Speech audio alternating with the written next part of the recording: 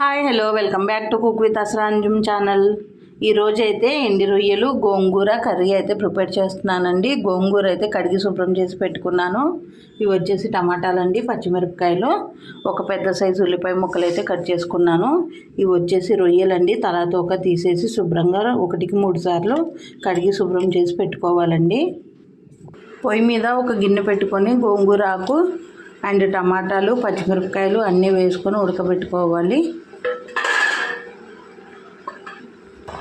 కొద్దిగా అల్లం వెల్లుల్లి పేస్ట్ యాడ్ చేయాలి. కల్లుప్పు అయితే యాడ్ చేసుకోవాలి. పసుపు కూడా యాడ్ చేద్దాము. పసుపు కూడా యాడ్ చేసుకోవాలి. కొద్దిగా వాటర్ కూడా యాడ్ చేయాలండి. యాడ్ చేసి గోంగూరను అయితే మెత్తగా మగ్గబెట్టేయాలండి. గోంగూర మీద మూత అయితే పెట్టేసుకుందాము. కొద్దిగా గ్యాప్ ఉంచి పెట్టుకోవాలండి మూత. ఇప్పుడు పక్కన అయితే వేరే గిన్నె అయితే స్టవ్ వెలిగించుకోవాలి. గిన్నెలో ఆయిల్ వేసుకొని ఆయిల్ హీట్ ఎక్కాక రొయ్యలను అయితే వేసి ఫ్రై చేసుకోవాలి. రొయ్యలను అయితే దూరగా ఫ్రై చేసుకోవాలండి.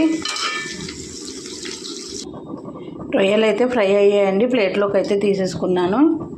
ఇప్పుడైతే ఈ ఆయిల్లో ఆనియన్స్ అయితే వేసుకుందాము. ఉల్లిపాయలని ఎర్రగా ఫ్రై చేసుకోవాలండి. ఉల్లిపాయలు వేగేంత వరకు మన గోంగూర కూడా ఉడికిపోయిద్దండి. మెత్తగా బాగా ఎర్రగా ఫ్రై అయ్యాయండి. ఇప్పుడైతే ఉడకబెట్టి రుబ్బుకున్న గోంగూరను అయితే వేసుకుందాము.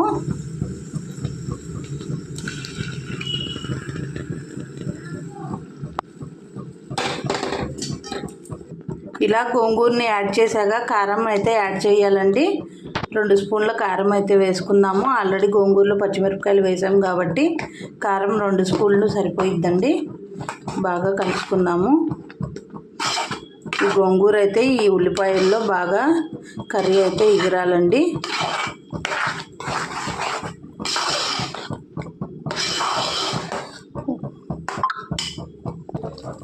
గోంగూరలో అయితే కొద్దిగా కడిగి పెట్టుకున్న కొత్తిమీర అయితే వేసుకుందాము.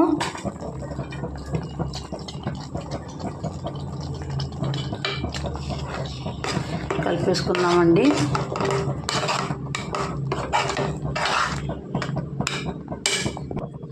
ఎండి రొయ్యలు అయితే యాడ్ చేద్దాము కర్రీలో. నేనైతే ఎండి రొయ్యలు కొంతమంది అయితే ఉల్లిపాయలతో వేపేసి వేస్తారండి, కూరలోనే ఉంచేస్తారు. నేనైతే తీసి లాస్ట్కి యాడ్ చేస్తానండి. మా పిల్లలకి ఎక్కువగా మెత్తగా అయిపోతుంది. మన గోంగూర ఎండి రొయ్యలు కర్రీ అయితే రెడీ అయిపోయింది. మా వీడియోస్ కనుక నచ్చితే లైక్ చేయండి, షేర్ చేయండి, సబ్స్క్రైబ్ చేసుకోండి.